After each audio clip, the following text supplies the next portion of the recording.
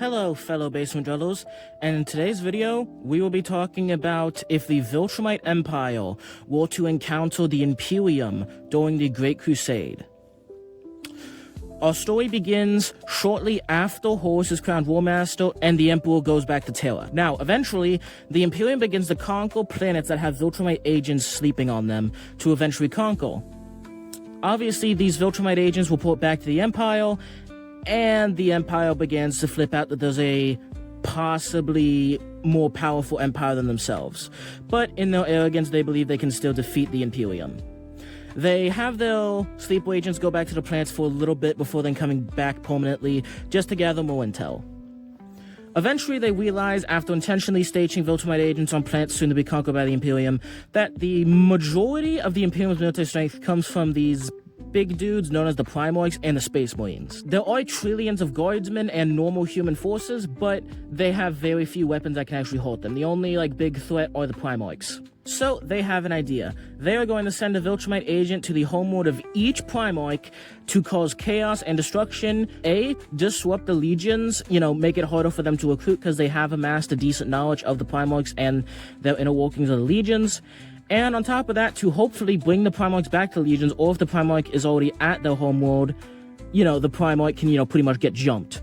Or the pain and destruction of the homeworld will cause the Primarch to return, where then they can get jumped. Bare minimum, even if the Primarch doesn't show up, they can still disrupt supply lines and cause a lot of damage to the Imperium this way. So, they send 19 Viltrumites to all the Primarch homeworlds, sending 2 to Magnus's homeworld due to fear of psychic powers. The Viltrumites don't really understand psychic powers, and they kind of don't want to, they're just kind of afraid of it, so they send 2 Viltrumites to make sure that all the psychic shenanigans are done.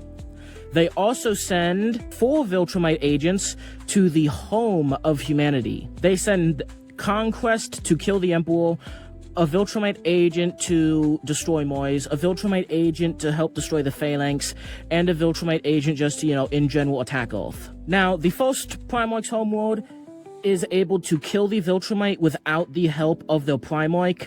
The Primarch does hear about this, but does not return, believing in his sons, and his sons mostly the librarians breaking the oath and psychically jumping him, and also the 30,000-ish Space Marines there.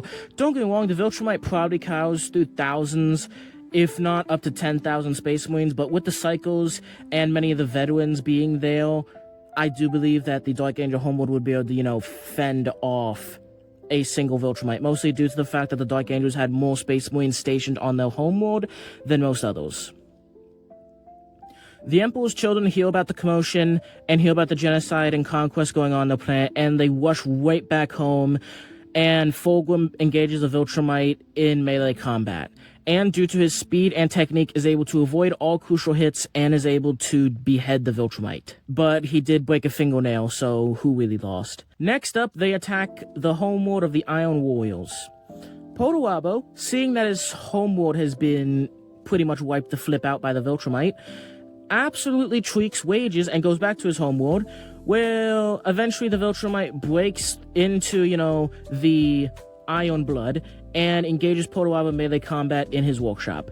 Potoabo is not a fighter and gets absolutely whipped apart, although I imagine he does get a big power swing with his hammer onto the Viltromite, which does hurt the Viltromite and cause him to bleed a little bit, but yeah, Mr. Mechanic is not beating a Viltromite in a fight. The Viltromite absolutely whips him apart, leaving his organs spilled on the floor, but Potoabo isn't actually dead. The Viltromite begins to whip apart the Iron Bird within, with the Iron Warriors barely being able to contain the threat, until Potoabo pretty much stuffs his guts back inside of him and is able to grab a Volkite grenade. For those of you who don't know, Volkite grenades are literally just... it's a grenade where you throw it and it opens a portal to the warp. Now, Potoabo grabs this grenade and throws it to Viltromite and is able to suck him into the warp. Next up, the White Skies. Now, the White Skies aren't just attacked by any Viltromite, they're attacked by Nissa, one of their heaviest hitters. Now, Anissa pretty much genocides the planet, waiting for the Khan to come back, and when the Khan does come back, he sees all of his people dead and whatnot, and he tweaks the flip out, and pretty much re-engages the Speed Force like he had against the Orcs, and is able to absolutely body Anissa, well, not absolutely body Anissa, but is able to stab her so many times, slash her so many times that she nearly bleeds to death before he is able to ram his sword through her chest, through her heart, killing her almost immediately. Lehman Wuss is able to, kill the Viltromite. Dawn is actually on Earth, and I will cover the Earth fight in a minute. Conrad Coles returns to his planet, and absolutely, I genuinely do not want to be this Viltromite. Conrad doesn't just kill the Viltromite, he eats him. Sanguinius absolutely tweaks the flip out and wages going into that Berserk Rage state and absolutely whips apart the Viltromite. Ferrus Manus gets decapitated. I'm kidding. Ferrus Manus is able to beat the Viltromite mostly due to his brute strength and his elite sons being very, very, very, very, very, very powerful. And I could honestly see them all really contributing to this fight, but they are able to beat them, although I imagine he suffers very bad injuries. Anglon fights the Viltromite, but due to his rage and really not thinking, and the fact that he kind of wants to die, the Viltromite actually kills Anglon. But the Viltromite is left cartoonishly wounded with his guts hanging out and just a lot of bones broken, and so because of that, Anglon's sons and librarians kill the Viltromite, finishing him off. Guilliman, who do you think wins this fight? The tax collector or the several thousand-year-old warrior? Guilliman does go down swinging, but Guilliman does die. Although one thing to note is that Guilliman's sons and his elite bodyguards were able to kill the Viltromite after. Because the Viltrumites aren't just sent to, kill the Primarchs. They're sent to kill the Primarchs and the Legion. So eventually the Ultramarines are able to kill the warrior. The Death Guard, they probably just poison or fight on him and they kill him. Next up, the Thousand Sons. Now Magnus is going to have to face two Viltrumites, but one Viltrumite is going to fight Magnus, while one Viltrumite is going to fight the Legion. And the one sent to fight the Legion begins carving through hundreds, if not thousands of Thousand Sons. There's not a whole lot of them, so... But the Viltrumite who engages Magnus engages a completely enraged Magnus, because Magnus can feel all the psychic backlash and pain the other Viltrumite's causing.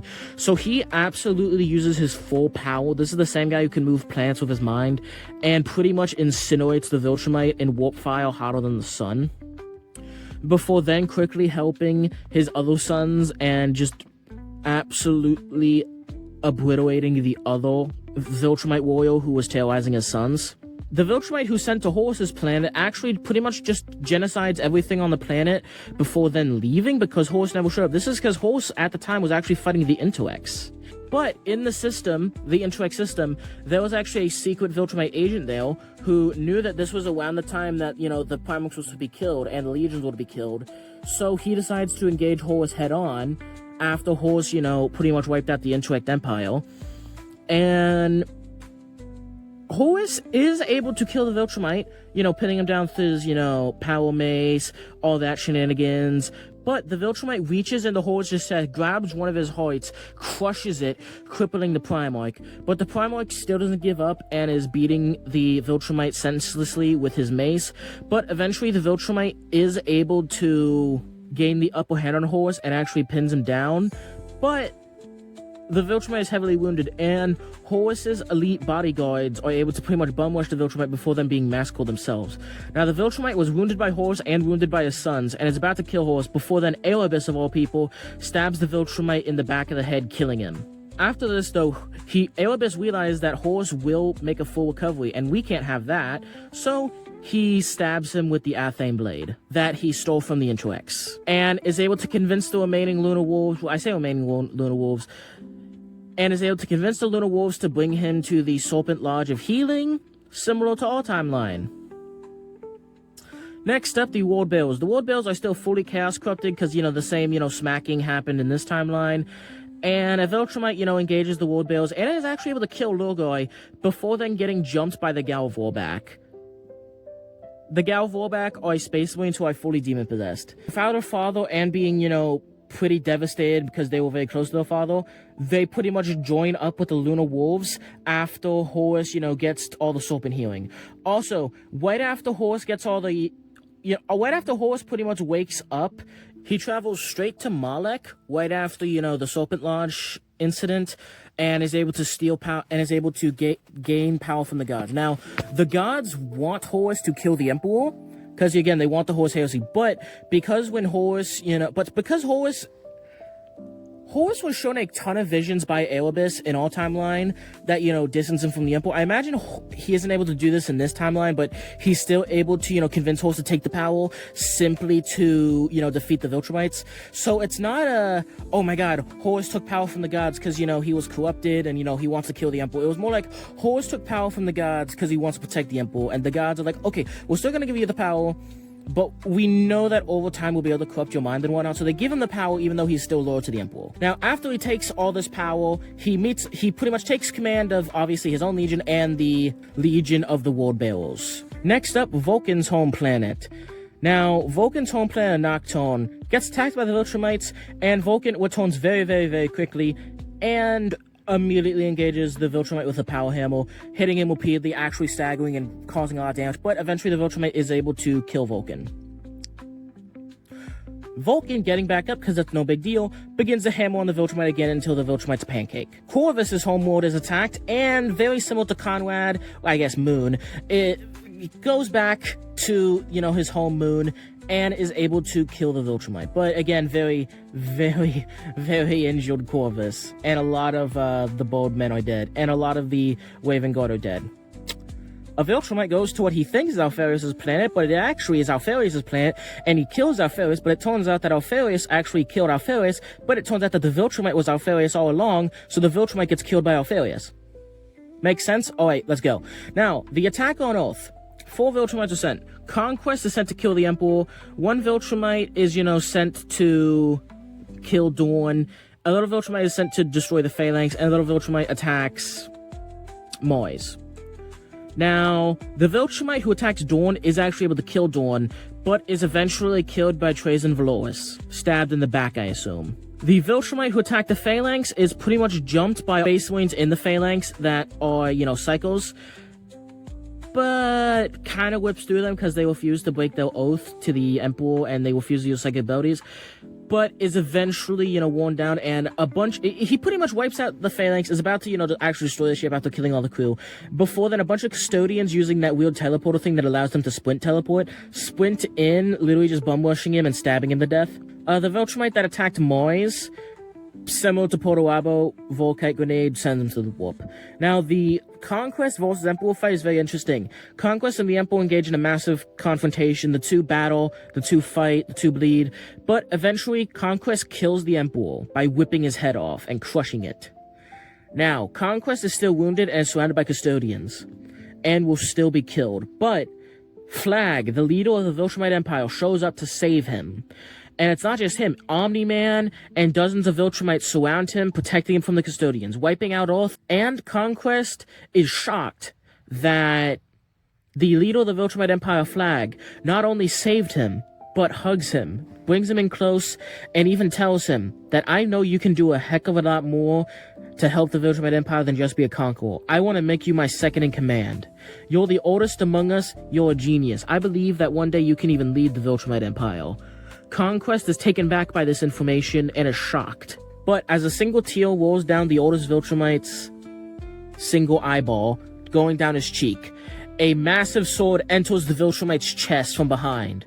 It turns out he was trapped in an illusion by the Emperor, and the illusion was broken when the Emperor stabbed him through the chest, impaling him and then pulling the sword up, cutting his brain in half. With Conquest dead and the Emperor still breathing and fine, the Emperor is shocked and doesn't really know where these guys came from or how many are left. Lionel Johnson, who didn't return to his home planet, actually is able to explore the outer rim of the galaxy and is able to find the homeworld of the Viltrumites. Now, he finds the Viltrumites, and the second he finds them, he orders all of his librarians to leave a psychic scream, and on top of that, all of his, navigators leave a psychic scream to pretty much tell all the other Primarchs and Space Marines where the Viltrumite capital is. Pretty much with all of his psychos and all of his librarians, just screaming where the Viltrumite capital is, all the Primarchs and pretty much all the psychos in the Imperium are able to pick up on this and know where the capital is. So all the navigators will be able to navigate, to the capital. But something about having like a 20-mile long ship isn't that stealthy, and so the Viltrumites soon find the ship outside of the homeworld, and 2 Viltrumites are sent up there to, engage. Well, I say set up now, more like they're just chilling and then they see a ship over there, so they go to attack it. One of the Viltrumites, the faster one, is able to break into the ship and engages the lion in melee combat, which he loses. And the other Viltrumite sees a cyclonic torpedo heading straight for the capital and decides to face tank it in order to, stop it from reaching the capital. He does stop it from reaching the homeworld of the Viltrumite, but face tanking something like that kills him. Anyway, Lionel Johnson is able to slip out of there, slipping back into the warp before any of the other Viltrumites are able to catch him. Now, due to the psychic scream, all of the remaining living Primarchs are told to convene and to pretty much lead a massive God Emperor-led assault on the capital of the Viltrumites. But Horus, wanting to protect his father, not wanting his father to, get injured, engages the Viltrumite capital first. Horus, after taking command of the Ward Bearers and gaining all the power at Malek, engages the Viltrumites' capital a couple of hours before the actual, main Imperial force arrives on the capital.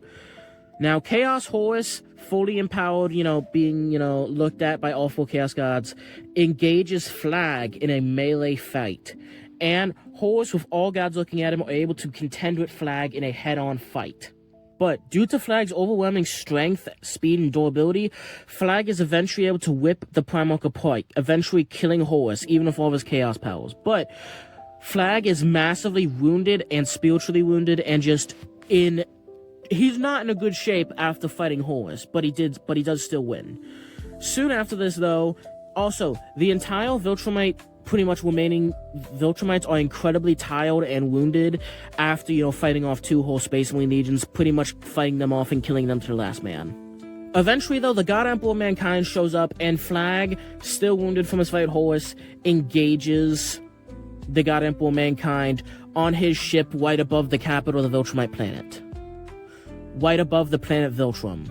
But eventually, the God Emperor of Mankind and all the legions arrive to the planet of Viltrum, and Flag, still wounded from his battle on the Vengeful Spirit against Horus, goes to fight the God Emperor of Mankind on his ship. The two fight, but due to his injuries and all the trickery and fighting ability that the Emperor does, the God Emperor of Mankind is able to kill the strongest Viltrumite. Omni-Man engages Sanguinius in a fight, and Sanguinius eventually loses it, giving into his bloodlust, and begins to whip apart Omni-Man. Omni-Man, still being far stronger though, is able to grab Sanguinius and whip out part of his spine, killing the Primarch. Omni-Man still, though, had his eyes gouged out, half of his skin whipped off, and is covered in cuts and scratches and might bleed to death. But he still has some fight left in him, although he is kind of blind now. And someone is very upset that he killed Sanguinius, and it's not just the Blood Angels. Before the Blood Angels are able to finish off their father's killer, Conrad Coles drags Omni-Man into the bowels of the ship and is able to eat him. Other Viltrumites, such as the General, are killed by Magnus the Wed. The Legion, the Primarchs, the Emperor, and the Custodians are eventually able to kill the Viltrumites. The Viltrumites do not flee from the homeworld due to their pride and arrogance.